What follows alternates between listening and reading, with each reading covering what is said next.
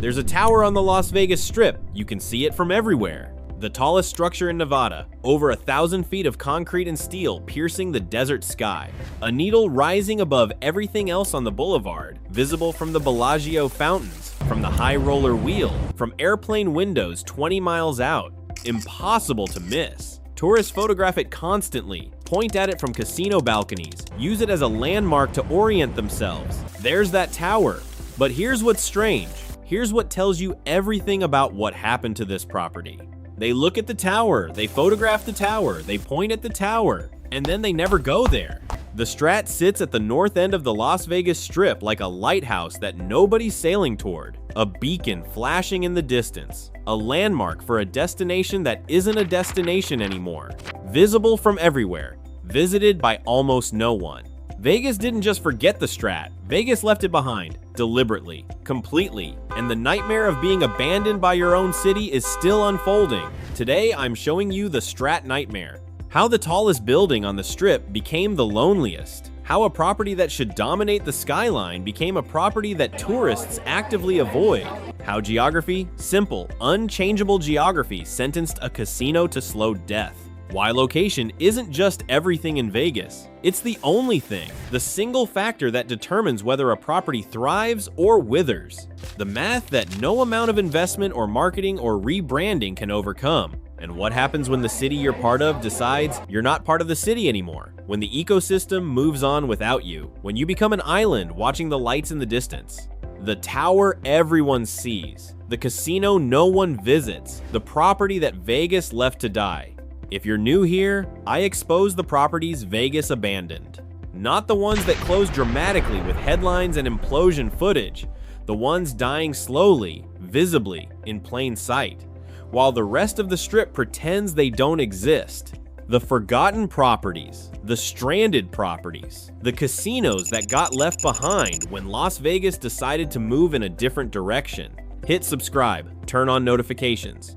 Because the STRAT nightmare isn't just one building's problem, it's a warning, a case study in what happens when you end up on the wrong side of Vegas. And there are other properties sliding toward the same fate right now. Let me show you what left behind actually looks like. Let me show you the distance that killed this property. Because on a map, the STRAT is on the Las Vegas Strip, technically, legally. The address says Las Vegas Boulevard. The property is within the official boundaries. But in reality? In the reality that tourists experience? In the reality that determines whether a casino survives or dies? The STRAT might as well be in a different city. Pull up a map of the Strip, find the STRAT, now find everything else. The Bellagio with its dancing fountains, the Venetian with its canals, Caesar's Palace with its Roman columns, the Cosmopolitan, Aria, MGM Grand, Wynn, and Encore. The cluster of famous casinos that tourists actually visit. The names that mean Las Vegas to the rest of the world. Look at where they are. They're grouped together, concentrated. A walkable, dense, interconnected cluster in the center and south of the Strip. You can walk from Bellagio to Caesars in 10 minutes. From Caesars to the Venetian in 5. From the Venetian to Wynn in another 10. The beating heart of Las Vegas. Every property feeding traffic to every other property. The ecosystem where tourists wander between casinos, gambling here, eating there, catching a show somewhere else, bouncing from experience to experience without ever needing a car. Now find the STRAT. It's over 2 miles north, separated from that cluster by a wasteland, by budget motels with weekly rates posted on flickering signs, by pawn shops with neon promising cash for gold, by wedding chapels advertising $59 ceremonies, by stretches of cracked sidewalk that no tourist walks unless they're lost. 2 miles, that's all. 2 miles from the heart of Vegas. 2 miles doesn't sound far. In most cities, 2 miles is nothing. A short drive, a pleasant walk, a distance that doesn't matter. But in Vegas, 2 miles is a death sentence. 2 miles means you're not part of the ecosystem. You're not getting spillover traffic from the Bellagio crowds. You're not catching tourists walking between properties. You're not benefiting from the shared energy that makes the cluster work. You're an island, alone, watching the lights of the Strip from a distance, waiting for tourists who have no reason to make the journey because everything they want is 2 miles south. Why would anyone walk 2 miles past pawn shops and motels to gamble at the STRAT when they could walk 2 minutes to the casino next door? Why would anyone leave the ecosystem, the energy, the options, the density to visit an island? They wouldn't. They don't. And that's the STRAT nightmare. Every casino on the Strip depends on the ecosystem, the shared traffic, the tourists who wander between properties without a plan, the spillover that benefits everyone. Bellagio is full, tourists walk to Caesars. Caesars has a line, they try Paris. Paris is crowded, Bally's is right there. The cluster works because everyone benefits from everyone else's traffic. The STRAT doesn't get any of that. It sits 2 miles from the action, watching the glow on the horizon, waiting for tourists who never make the journey. The foot traffic that sustains other casinos doesn't reach this far north. The wandering gamblers don't wander this direction. And the isolation created a doom loop. Fewer tourists means less revenue. Less revenue means less investment. Less investment means a worse product. A worse product means even fewer tourists willing to make the trip.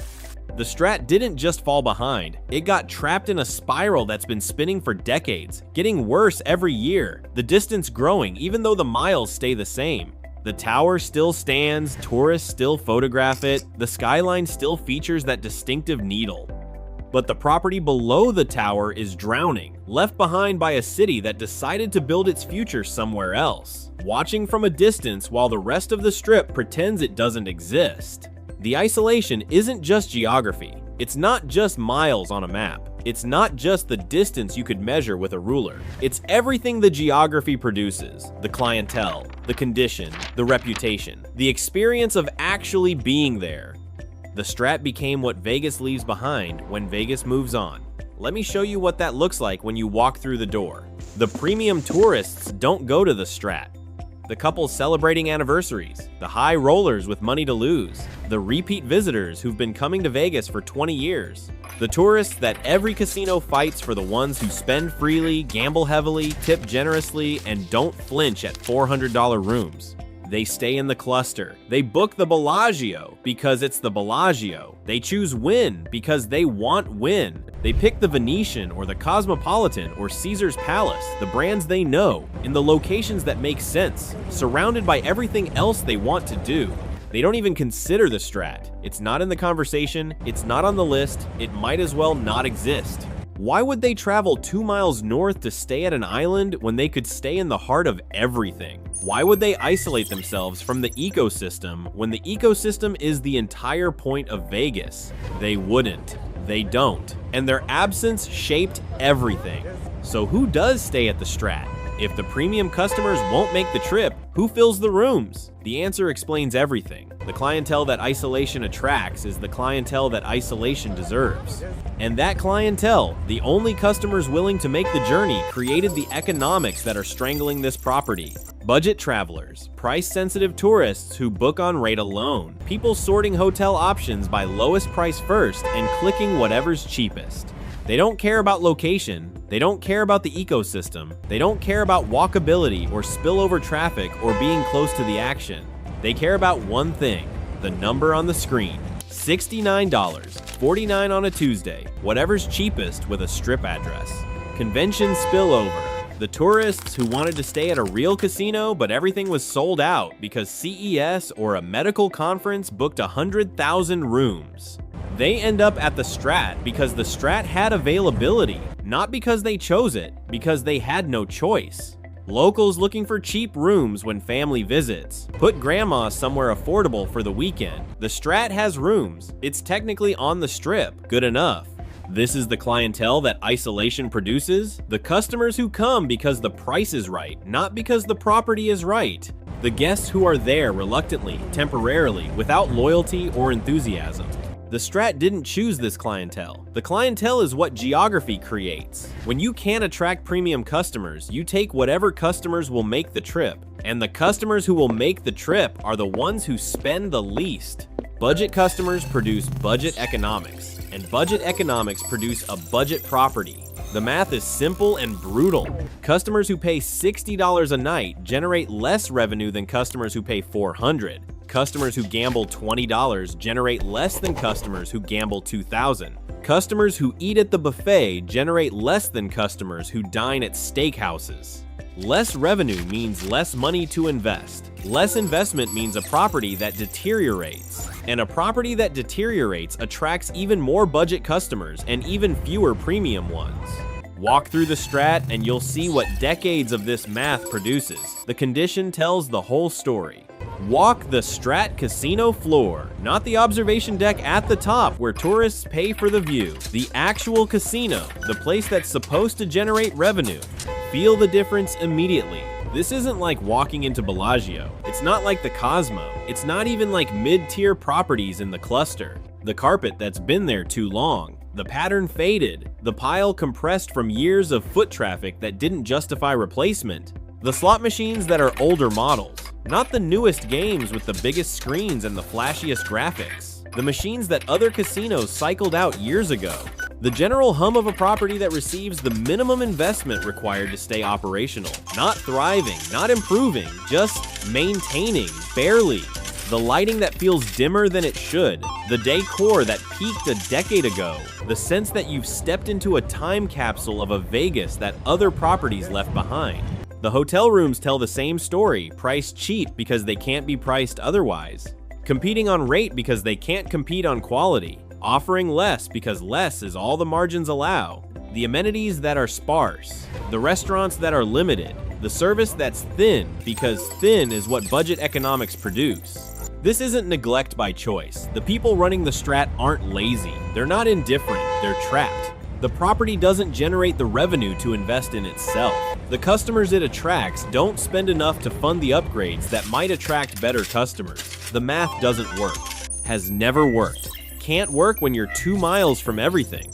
Renovation requires capital. Capital comes from revenue. Revenue comes from customers. Customers won't come because the location is wrong and the property reflects the location.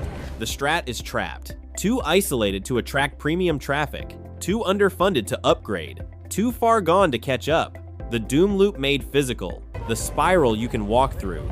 And then there's what's outside the door. The context that confirms every perception. The North Strip neighborhood. The stretch of Las Vegas Boulevard that guidebooks warn tourists not to walk. The pawn shops and check cashing places and liquor stores that cluster near budget properties. Because budget properties attract budget customers who need those services. The weekly rate motels with hand-painted signs. The empty lots. The vibe that says, this isn't the Vegas you came for. The STRAT isn't just isolated from the good casinos. It's surrounded by the Vegas that visitors actively try to avoid. The perception problem compounds the distance problem.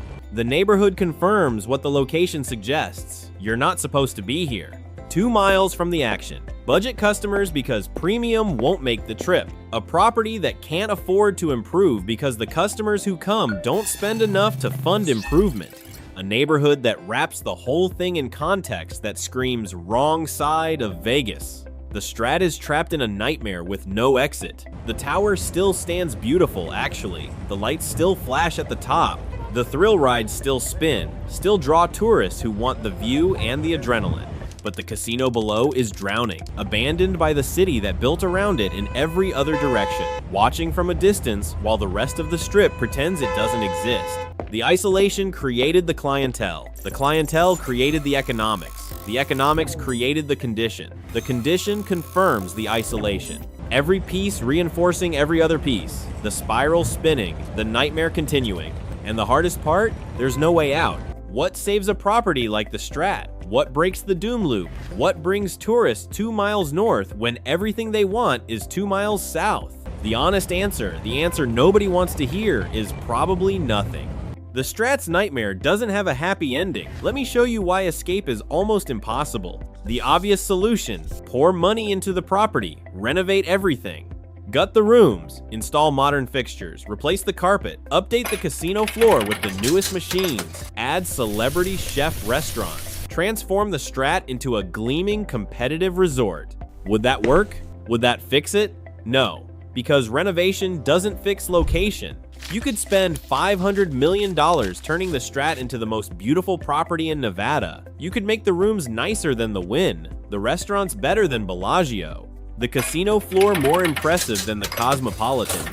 And tourists would still stay at the Wynn, because the Wynn is where everything else is. They'd still book the Bellagio, because the Bellagio is walkable to Caesars and the Venetian and a dozen other options. They'd still choose the Cosmopolitan, because the Cosmopolitan is in the cluster. You could put a perfect property at the STRAT's address, and it would still be 2 miles from everything, still surrounded by pawn shops, still isolated from the ecosystem that makes Vegas work. The product isn't the problem, the location is the problem. And you can't renovate location? Renovation doesn't fix geography, rebranding doesn't fix geography, marketing doesn't fix geography. So what's the play? What option exists when the fundamental problem is where you're standing? There's only one thing that could theoretically save the STRAT, one scenario where the math changes, one future where the nightmare ends. And it's completely outside the STRAT's control. The only thing that saves the STRAT is development around it, the city growing toward it instead of away from it, other properties building north, the center of gravity shifting. Imagine a world where 3 new mega resorts open north of the current cluster, where the action expands in the STRAT's direction, where suddenly the STRAT isn't an island anymore, it's part of a new northern hub. In that world, the STRAT transforms, the isolation ends, the spillover traffic arrives, the premium customers finally have a reason to be in the neighborhood. That's the dream. That's the only escape from the nightmare. Now look at where investment is actually going. Resorts World opened in 2021, where? South of the STRAT, closer to the cluster. Fontainebleau opened in 2023, where? South of the STRAT, closer to the cluster. Every major development of the last decade, every billion-dollar project, every new property that breaks ground, south, always south, deeper into the cluster, further from the STRAT. Nobody is building north, nobody is expanding toward the tower. No developer looks at the North Strip and sees opportunity. They see what tourists see, pawn shops and motels and distance from everything. The city is growing away from the STRAT, not toward it. The cluster is getting denser while the gap is getting wider. The island is becoming more isolated with every new development that opens somewhere else. The only hope development north isn't happening, isn't planned, isn't even rumored. The escape route doesn't exist. Renovation won't fix it. Development isn't coming to save it. The cluster is growing in the opposite direction. So what happens? What's the actual future for a property trapped in a nightmare with no exit? The scenarios aren't pretty. None of them end with the STRAT thriving. The only question is how the decline plays out. Scenario 1. Continued deterioration. The status quo, extended forever. The STRAT keeps operating, keeps serving budget customers, keeps generating just enough revenue to stay open, but never enough to improve. The doom loop spinning at a sustainable pace. The property that exists because the tower exists, and the tower is a landmark. Tourists still photograph it, still ride the thrill rides, still pay for the observation deck view.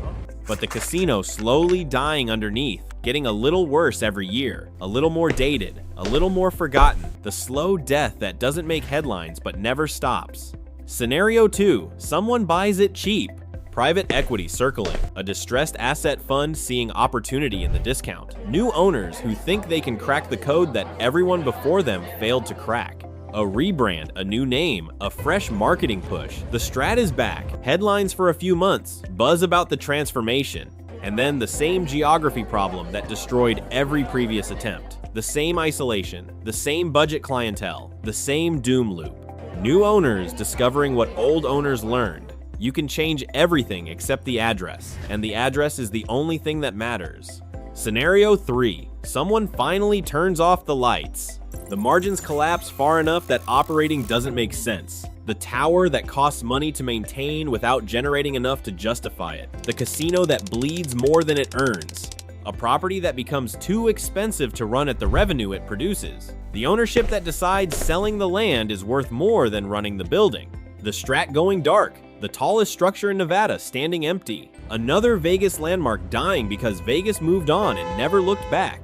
Not inevitable, but not impossible either.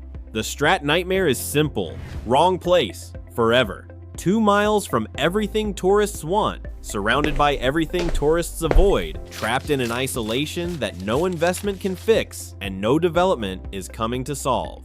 The tower still pierces the skyline. Tourists still photograph it from the Bellagio fountains. The thrill rides still spin at the top, drawing crowds who want the view and the adrenaline and the Instagram content.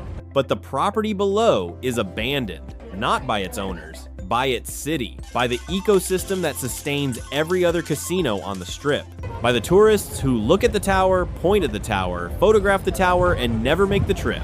Vegas left the Strat behind, built the future in every other direction, and what Vegas leaves behind doesn't come back. Hit subscribe to track the properties Vegas abandoned.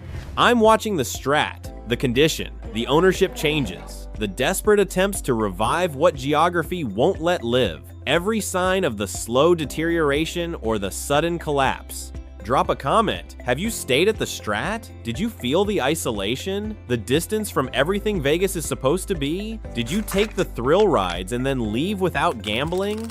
Because the tower is beautiful. The view from the top is actually spectacular, maybe the best view of Vegas that exists. The thrill rides are genuinely thrilling, but the casino below is drowning, and the distance that killed it isn't getting any shorter. The development that could save it isn't getting any closer. The nightmare doesn't have a wake-up moment. Some properties get left behind, some locations are just wrong, some nightmares don't end. The Strat is all three. I'll see you in the next one.